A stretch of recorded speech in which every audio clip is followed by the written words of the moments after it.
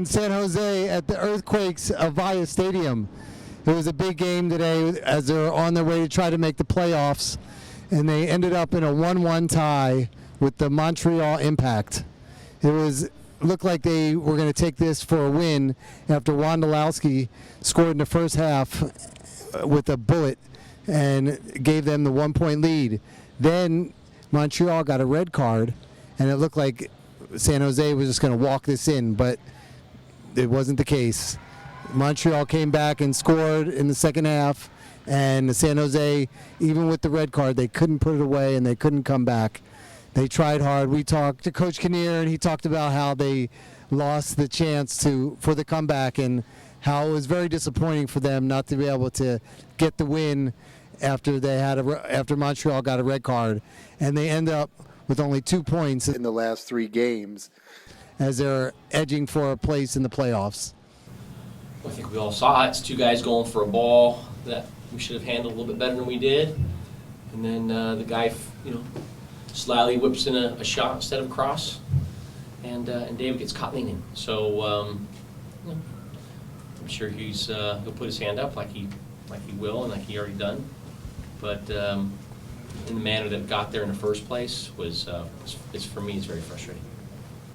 So we talked a week ago at Philadelphia. You said one of the things that you want to work on is cutting out the turnovers in deeper positions, and it seems like there were a lot of turnovers in deep positions tonight. Is that something that you feel like you haven't made progress on, or? Yes and no. We've been inconsistent. So, it's like anything. You're striving for perfection, right? In a human world, and some days you're good, some days you're not. So, and at times today we were good, and at times we weren't. So.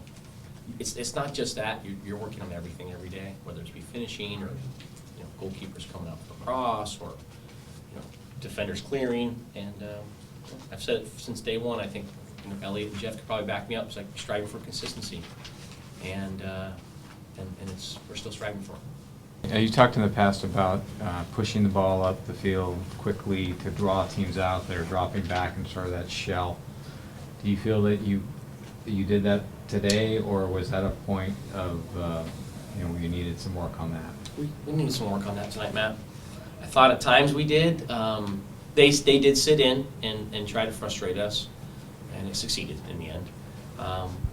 In that particular time, a lot of numbers are in the middle. I think that's when we became our own worst enemies. We were trying to force balls in that area in front of their back 4, and they were catching us on the break at times. And we talked about this yesterday, about how they kind of sit in and look to break. We did get some opportunities, but I thought overall our play was about right in between. It was good, and it was a little flat. Be okay. I think at this point of the year, Jeff, you really can't dwell.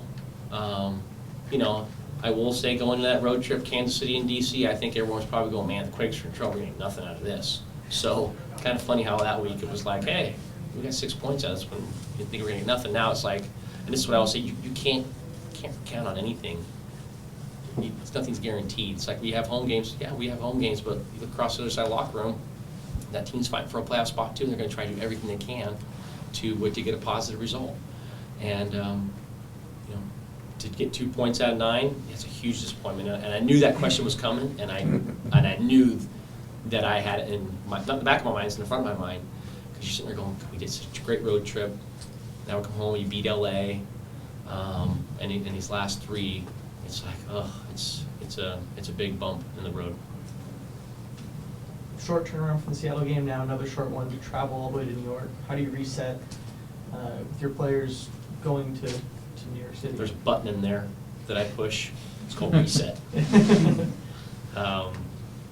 You just have to see how guys are feeling physically, and then just trust in the guys that we'll get the job done.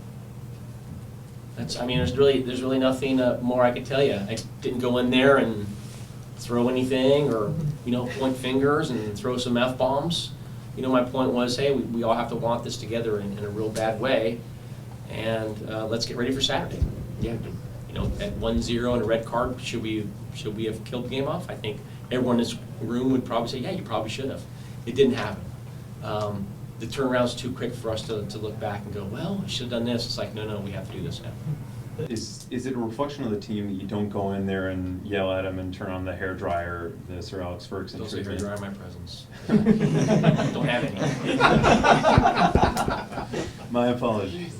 But is it just that you trust the group to be a veteran group to know what they need to do, and therefore you don't need to get on them on that way? I've seen with my own eyes how good they can play.